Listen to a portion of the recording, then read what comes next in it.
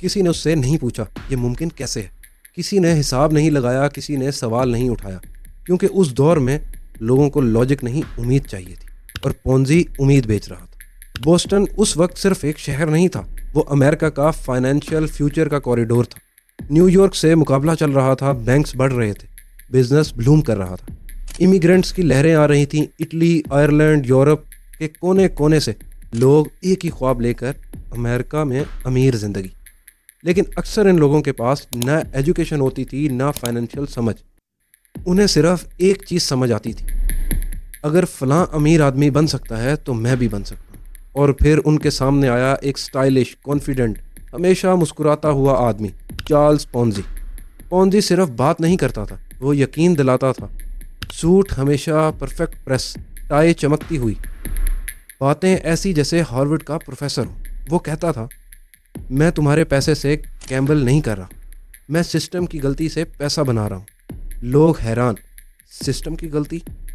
Ponzi मुस्कुराता था, हाँ, इंटरनेशनल पोस्टल कूपन्स।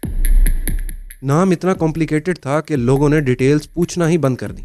ऐसी ऑफर्स दी जिसने दिमाग बंद कर दिया। 45 डेज में 50% प्रॉफिट, 90 डेज में पैसा डबल। सोचो, बैंक देता था साल के 5% और ये आदमी 3 महीने में 100%। लोगों ने सोचा बैंक हमसे झूठ बोलता है, ये बंदा असली राज जानता है। और फिर जो हुआ वो पैसे का तूफान था। पोंजी के ऑफिस के बाहर सुबह से लाइन लग जाती। फैक्ट्री वर्कर्स, शॉपकीपर्स, हाउसवाइफ्स, रिटायर्स लोग। कुछ लोग $10 लाए, कुछ $10,000। किसी ने अपनी लाइफ सेविंग ला दी, किसी ने घर गिरवी रख दिया। सिर्फ एक ख्याल, 90 दिन में मेरी ज़िंदगी बदल जाएगी। पोंजी का पहला जादू यह था, 45 दिन बाद पहले इन्वेस्टर्स वापस आए। उन्हें पैसा मिला, सिर्फ असल पैसा नहीं, मुनाफा भी साथ मिला। उन लोगों ने क्या किया? घर जाकर सबको बताया, ये स्कैम नहीं, मैंने खुद पैसा कमाया है। वर्ड ऑफ माउथ 90s-20 का सोशल मीडिया था। और फिर बोस्टन का हर तीसरा इंसान पोंजी का इन्वेस्टर बन गया। लेकिन सच क्या था? ना कोई फॉरेन ट्रेड हो रहा था, ना कूपन्स का बिजनेस, ना कोई मैजिक फार्मूला। सिर्फ एक खेल जिसमें नए लोगों के पैसे से सिर्फ पुराने लोगों को खुश रखा जा रहा था। और जब तक नए लोग आते रहे, जादू जिंदा रहता है। ये सिर्फ इकोनॉमिक बूम नहीं था, ये ज़हनी तब्दीली थी। लोग मेहनत से अमीर बनने का इंतज़ार नहीं करना चाहते थे, वो शॉर्टकट ढूंढ रहे थे। और जब सोसाइटी शॉर्टकट ढूंढती है तो कोई ना कोई आदमी ज़रूर मिल जाता है जो शॉर्टकट बेचता है। उस दौर में फैक्ट्रीज फुल स्पीड से चल रही थी, रेल रोड्स माल से भरी होती थी, शहरों की रोशनी गाँव से ज़्यादा चमक रही थी। पहली बार अमेरिका हिस्ट्री में ज़्यादा लोग शहरों में रह रहे थे बजाय खेतों के। मतलब लोग पैसा देख रहे थे, शो देख रहे थे, लग्जरी देख रहे थे। और जब आप रोज़ अमीर लोग देखते हैं तो आपकी अपनी गरीबी बर्दाश्त नहीं होती। न्यूज़पेपर उस दौर का सोशल मीडिया थे। रोज़ हेडलाइंस, स्टील टाइकन ने नया महल खरीदा, वॉल स्ट्रीट ट्रेडर 30 की उम्र में मिलियनियर। स्टोरी सच भी होती थी मगर एक्सगेशन ज़्यादा होती थी। लोगों के जहन में एक ही बात घुस गई, अमीर बनना मुश्किल नहीं, सिर्फ सही मौका चाहिए। और पोंजी ने वही मौका बनकर एंट्री। ज़्यादा लोगों को ना स्टॉक समझ आते थे, ना फॉरेन एक्सचेंज, ना इंटरनेशनल ट्रेड।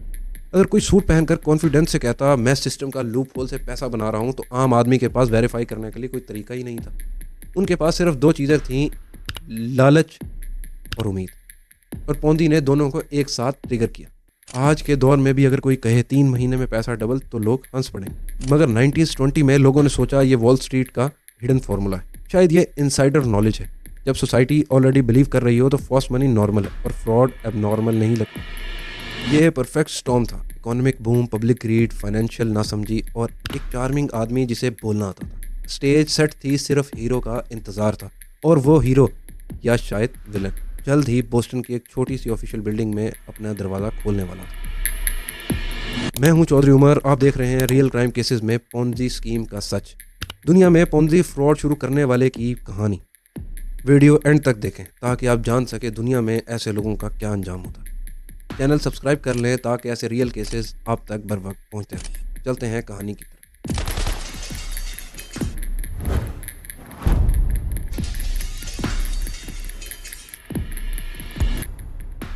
इटली का छोटा सा शहर लुडी, साल 1882।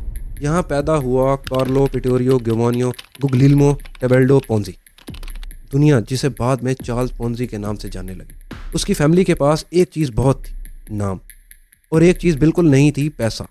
उनके ख़ानदान का ताल्लुक कभी इटालियन नोबिलिटी से जुड़ा था, लेकिन जब पोंजी पैदा हुआ घर में शोहरत की कहानियाँ जिंदा थीं मगर जेब खाली।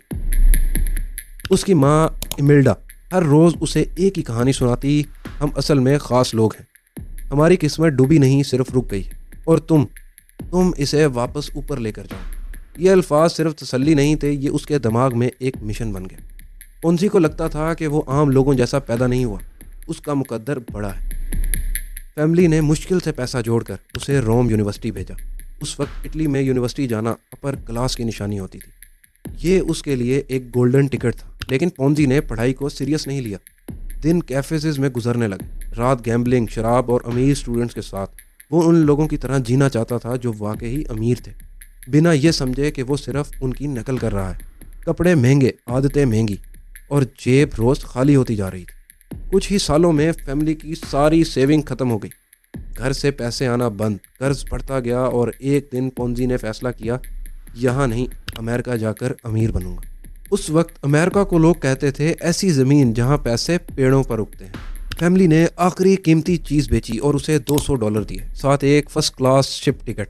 उन्हें लगता था कि ये नया सफ़र उनकी ज़िंदगी बदल देगा, लेकिन पोंजी अपनी आदत नहीं बदल सका। शिप पर ही कार्ड्स, गैम्बलिंग, शो ऑफ, और जब बोस्टन का पोर्ट नज़र आया तो उसकी जेब फिर से खाली हो गई। $200 जो उसकी नई ज़िंदगी का कैपिटल था, समंदर के सफ़र में ही डूब चुका था। अमेरिका पहुंचने से पहले ही उसने अपनी पहली अपॉर्चुनिटी गंवा दी थी, लेकिन पोंजी ने कभी ये नहीं सोचा कि वो गलत है। उसे हमेशा लगता था बस एक मौका और मिल जाए, फिर मैं सब ठीक कर दूंगा, और यही सोच उसकी ज़िंदगी का सबसे बड़ा झूठ बनने वाली थी। बोस्टन से भटकता हुआ पोंजी आखिरकार पहुंचा मॉन्ट्रियल, कनाडा। यहाँ उसे मिली पहली रिस्पेक्टेबल नौकरी एक इटालियन बैंक में, नाम था बैंको ज़रोसी। कनाडा में उस वक्त हज़ारों इटालियन इमिग्रेंट्स आते थे, मजदूरी करते, पैसे जोड़ते और घर वालों को इटली भेजना चाहते थे। बड़े बैंक्स इन छोटी रकमों में इंटरेस्ट नहीं रखते थे। यहाँ एंटर हुआ बैंको ज़रोसी, ऑफर दी 6% इंटरेस्ट, जब दूसरे बैंक देते थे सिर्फ 2%। इमिग्रेंट खुश, अपना आदमी है, हमारी ज़ुबान बोलता है, ज़्यादा मुनाफा दे रहा है। पोंजी सब देख रहा था, समझ रहा था, सीख रहा था। बैंक पैसा इन्वेस्ट नहीं कर रहा था, ना कोई बड़ा बिजनेस, ना कोई मैजिक फार्मूला, सिर्फ एक खेल, नए लोगों के पैसे से पुराने लोगों को इंटरेस्ट देना। जब तक नए लोग आते रहे, सिस्टम चलता रहता है। ये पोंजी की ज़िंदगी का पहला एक्सपोजर था उस मॉडल से जो बाद में उसके नाम से मशहूर होगा। 1908 तक सच छुप नहीं सका। बैंक के पास पैसे कम, डिमांड ज़्यादा। एक दिन बैंक का ओनर लूगी ज़रोसी कैश का बैग लेकर गायब हो गया, मैक्सिको भाग गया। फैमिली को भी छोड़ दिया, एम्प्लॉयज़, कस्टमर्स सब बर्बाद, और पोंजी बेरोज़गार फिर से। पैसे की सख्त ज़रूरत थी। पोंजी ने एक गलत कदम उठाया, एक जाली चेक काटा। सोचा बच जाएगा, मगर पकड़ा गया, कोर्ट गया, और पहली बार जेल के दरवाजे उस पर बंद हुए। 2 साल से ज़्यादा कैद। जेल से निकलकर भी पोंजी ने सीधा रास्ता नहीं चुना। इस बार वो कुछ इटालियन इमिग्रेंट्स की मदद कर रहा था जो इंग्लिश नहीं बोल सकते थे और अमेरिका एंटर होना चाहते थे। उसका कहना था वो सिर्फ ट्रांसलेटर था, अथॉरिटीज़ का कहना था ह्यूमन स्मगलिंग। सिर्फ 17 दिन आज़ादी के बाद पोंजी फिर जेल में, इस बार यूनाइटेड स्टेट्स में। ज़्यादा लोग 2 जेल सेंटेंस के बाद टूट जाते हैं, मगर पोंजी नहीं। जेल उसके लिए सिग्नल नहीं था कि रुक जाओ, बल्कि एक पॉज था। उसका ख्याल हमेशा वही रहता, मैं चोर नहीं, मैं अनलकी हूँ, मैं छोटा आदमी नहीं, मैं फ्यूचर मिलियनियर हूँ। हर सज़ा के बाद उसका ईगो कम नहीं होता बल्कि और बढ़ जाता। पोंजी अब सिर्फ एक ड्रीमर नहीं रहा था, वो सिस्टम के अंधेरे पहलू देख चुका था। और सबसे ख़तरनाक बात, उसने सीख लिया था कि लोग पैसा कहाँ से और क्यों देते हैं। बोस्टन 1917 के आसपास जेल, नाकामी और भटकने के बाद चार्ल्स पोंजी की ज़िंदगी में पहली बार थोड़ी रोशनी आई। उस रोशनी का नाम था रोज़। रोज़ एक इटालियन अमेरिकन लड़की थी, सीधी, शर्मीली, घर वालों की लाडली। उसके ख्वाब बहुत छोटे थे, एक छोटा सा घर, 2 बच्चे और सुकून भरी ज़िंदगी। पोंजी के ख्वाब बिल्कुल उल्टे। वो रोज़ को फर कोट दिलाना चाहता था, ज्वेलरी, बड़ी गाड़ियाँ, सर्वेंट्स। उसे लगता था मोहब्बत का सबसे बड़ा सबूत लग्जरी होता है। रोज़ कहती थी मुझे तुम चाहिए, पैसा नहीं। मगर पोंजी के लिए पैसा ही उसकी मोहब्बत का एक्सप्रेशन बन चुका था। पोंजी रोज़ से मोहब्बत करता था, लेकिन उसका दिमाग कभी चैन से नहीं बैठता था। छोटे काम करता, बिजनेस आइडिया सोचता, कभी इंपोर्ट एक्सपोर्ट, कभी मैगजीन लॉन्च करने का प्लान। हर आइडिया बड़ा होता, हर प्लान एम्बिशियस, हर नतीजा नाकाम। फिर एक दिन उसकी ज़िंदगी का सबसे अहम लेटर आया। स्पेन से एक लेटर आया, कोई उसकी मैगज़ीन के बारे में लिख रहा था, लेकिन पोंजी की नज़र लेटर पर नहीं, अंदर रखी एक छोटी सी चीज़ पर टिक गई। एक पतला सा कूपन, नाम इंटरनेशनल रिप्लाई कूपन। आम आदमी के लिए बेकार कागज़, पोंजी के लिए जैसे किसी ने खजाने का नक्शा दे दिया हो। पोंजी ने कूपन हाथ में पकड़ा और लंबे वक्त तक देखता रहा। उसने सोचा ये दुनिया के हर मुल्क में स्टैम्प खरीद सकता है, करेंसीज अलग अलग हैं, एक्सचेंज रेट्स अलग हैं, और उसी लम्हे उसके दिमाग में एक फार्मूला बना। इस मुल्क से सस्ता कूपन लो, अमेरिका में महंगा स्टैम्प लो, प्रॉफिट कमाओ। थ्योरी सिंपल थी, रियलिटी बहुत मुश्किल। मगर पोंजी ने सिर्फ थ्योरी देखी, उसने रिस्क नहीं देखा, स्केल का मसला नहीं देखा, सिर्फ एक चीज़ देखी, ये मेरा चांस है। उस रात पोंजी ने रोज़ को गले लगाया और कहा अब सब ठीक हो जाएगा। रोज़ ने उसकी बात पर यकीन कर लिया। उसे नहीं पता था कि ये वो रास्ता है जो उन दोनों को शोहरत भी देगा और तबाही भी। पोंजी को लग रहा था कि उसने सिस्टम का सीक्रेट कोड तोड़ लिया है। इंटरनेशनल रिप्लाई कूपन एक ऐसा कागजी जरिया जो इस मुल्क में सस्ता और दूसरे मुल्क में महंगा हो सकता था, और इसी फ़र्क को कहते हैं आर्बिट्रेज। वर्ल्ड वॉर 1 के बाद यूरोप की इकोनॉमीज टूट चुकी थी, करेंसीज गिर चुकी थी। पोंजी का ख्याल था अगर वो इटली, स्पेन या फ्रांस से बहुत सारे कूपन खरीद ले जहां उनकी वैल्यू कम है, और उन्हें अमेरिका ले जाकर स्टैम्प्स में कन्वर्ट करे जहां उनकी वैल्यू ज़्यादा है, तो बीच का फ़र्क उसका प्रॉफिट हो। थ्योरी पेपर पर ज़बरदस्त लगती थी, रिस्क ऑलमोस्ट ज़ीरो लगता था, मगर असल दुनिया में दो बड़े मसले थे। इतने ज़्यादा कूपन खरीदना ऑलमोस्ट नामुमकिन था, स्टैम्प को दोबारा कैश में बदलना मुश्किल था। लेकिन पोंजी ने ये प्रॉब्लम्स इग्नोर कर दिए और उसने सिर्फ फाइनल नंबर देखा, ये मुझे मिलियनेयर बना सकता है। पोंजी अपना आइडिया लेकर बोस्टन के बैंक गया, लोन दे दो, मैं सेफ ट्रेड कर रहा हूँ। बैंक मैनेजर ने सुना, फिर सीधा मना कर दिया। उनके लिए ये प्लान कॉम्प्लिकेटेड भी था और रिस्की भी। पोंजी के लिए ये सिर्फ एक चीज़ थी, सिस्टम मुझे समझ आ रहा है। अक्सर लोग यहाँ रुक जाते हैं, प्लान फेल, ख़त्म। लेकिन पोंजी का ईगो कुछ और था। उसने सोचा अगर बैंक्स मुझ पर यकीन नहीं करते तो मैं उन लोगों के पास जाऊँगा जो प्रॉफिट देखकर सवाल नहीं करते, और यहाँ उसने वो फैसला किया जो हिस्ट्री बना देगा। मैं सीधा आवाम से पैसे लूँगा, ना रेगुलेशन, ना फाइनेंशियल चेक्स, सिर्फ प्रोमिसेस। इस लम्हे पोंजी बिजनेसमैन से ज़्यादा स्टोरी टेलर बन गया। अब उसे इन्वेस्टमेंट नहीं बेचनी थी, उसे उम्मीद बेचनी थी। और बोस्टन में हज़ारों लोग उम्मीद खरीदने के लिए तैयार थे। बोस्टन 1920, एक पुरानी सी building, 27 school streets, 5th floor पर एक छोटा सा ऑफिस, एक नया फर्नीचर, ना कोई बड़ा बोर्ड, मगर यहाँ से शुरू हुआ हिस्ट्री का सबसे मशहूर धोखा। पोंजी ने अपनी कंपनी का नाम रखा सिक्योरिटीज़ एक्सचेंज कंपनी। नाम सुनकर ही लोगों को लगा ये कोई बड़ी फाइनेंशियल फर्म है। उस दौर में सिक्योरिटीज़ लफ्ज़ का मतलब होता था स्टॉक्स, बॉन्ड्स, सीरियस पैसा। लोगों ने नाम देखा और आधा यकीन वहीं से हो गया। पोंजी का सीधा सा वादा था, $100 इन्वेस्ट करो, 90 डेज़ के बाद 150 वापस, यानी प्रॉफिट 50% इन 3 मंथ्स। बैंक देता था साल का 5%, पोंजी दे रहा था 3 महीने में 50%। लोगों ने सोचा बैंक हमसे कम कमाता होगा। पोंजी असली गेम जानता है। किसी ने ये नहीं पूछा कि अगर ये इतना आसान है तो दुनिया के सारे बैंक्स ये क्यों नहीं कर रहे। इन्वेस्टर्स को मिलता था एक paper, Ponzi note, official looking receipt, date लिखी होती, मैच्योरिटी डेट लिखी होती, अमाउंट प्लस प्रॉफिट मेंशन होता। पेपर हाथ में आते ही लोगों को लगता कि रियल इन्वेस्टमेंट है। शुरू में लोग काम आए, कुछ इटालियन इमिग्रेंट्स, कुछ दोस्त, कुछ क्यूरियस लोग। फिर 45 डेज़ के बाद पहले इन्वेस्टर्स को पैसा मिला प्रॉफिट के साथ। बस यहाँ गेम पलट गया। वो लोग सीधा अपने मोहल्लों में गए, ये काम करता है, मैंने खुद पैसे लिए हैं, और फिर ऑफिस के बाहर लाइन लग गई। सुबह से शाम तक आदमी, औरतें, बुजुर्ग हाथ में कैश लिए खड़े हैं। किसी ने $50 लगाया, किसी ने $5000, किसी ने अपनी लाइफ सेविंग। हर इंसान के दिमाग में एक ही सीन, 90 डेज़ के बाद मेरी ज़िंदगी बदल जाएगी।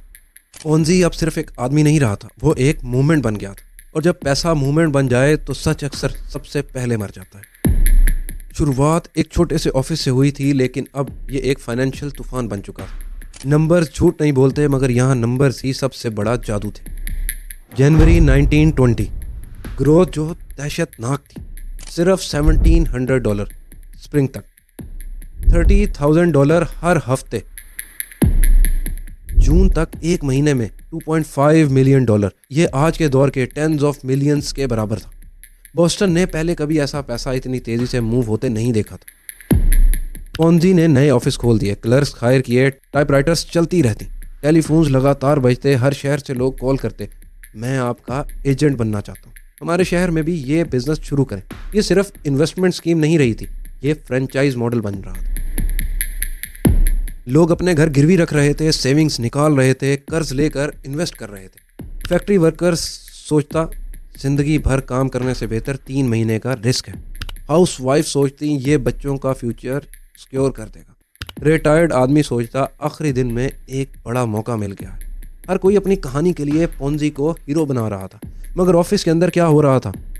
ना कोई यूरोप ट्रेवल्स, ना कूपन का मैसिव ट्रेड, ना स्टैम्प का रीसेल।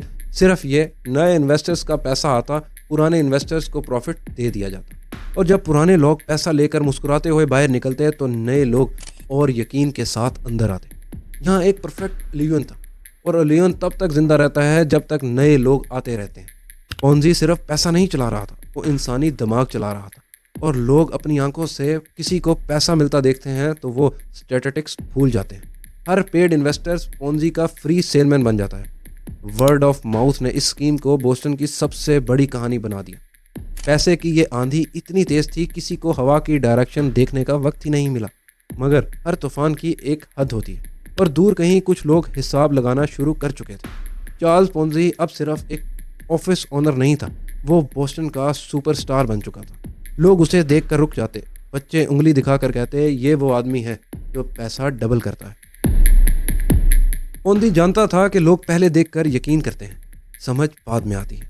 हर दिन नया टेलर्ड सूट, चमकते जूते, डायमंड टाइप पेन जो रोशनी में चमकती, उसका हर अपीयरेंस एक मैसेज होता था, मैं सक्सेसफुल हूँ, तुम्हारा पैसा सेफ है। उसने खरीदी एक लोको मोबाइल लग्जरी कार, उस दौर की रोल्स रॉयस समझो। चौफर यूनिफॉर्म में दरवाज़ा खोलता, पोंजी धीरे से उतरता, लोग देखते रह जाते। ये सिर्फ सफ़र का जरिया नहीं था, ये मूविंग मार्केटिंग थी। हर राइड पब्लिक को ये बताती पोंजी पैसा कमा रहा है और खुल कर जी रहा है। पोंजी ने सिर्फ पैसा खर्च नहीं किया, वो पावर जमा कर रहा था। उसने अपने मिलियंस का बड़ा हिस्सा एक लोकल बैंक में डिपॉजिट कर दिया, हैनोवर ट्रस्ट बैंक।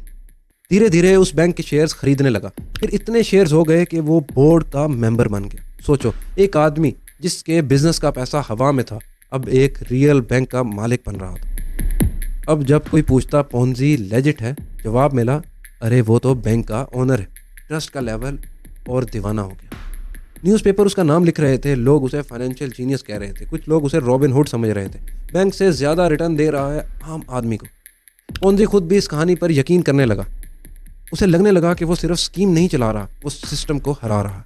मगर जब आदमी अपनी ही कहानी पर यकीन कर लेता है तो वो सबसे खतरनाक मोड़ होता है। पोंजी अब ज़मीन पर नहीं चल रहा था, वो हवा में उड़ रहा था। और जितना ऊपर आदमी जाता है, गिरावट उतनी ही दर्दनाक होती है। जब पूरा शहर पोंजी के जादू में था, एक आदमी था जो नंबर्स देख रहा था, मुस्कुराहट नहीं। नाम था Richard Grozier, editor the Boston post.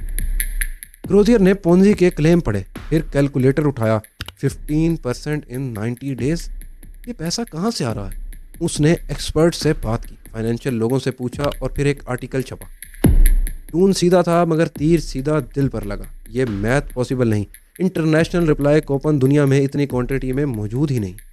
Ponzi गुस्सा नहीं दिखा रहा था, वो कॉन्फिडेंट लग रहा था। उसने कहा, मीडिया मुझे बदनाम कर रहा है, मैं उन पर डेफेमेशन का केस करूंगा। और सच में लॉ सूट फाइल कर दिया। पब्लिक ने क्या सोचा देखा? अगर झूठ होता तो ये परसू ही ना करता।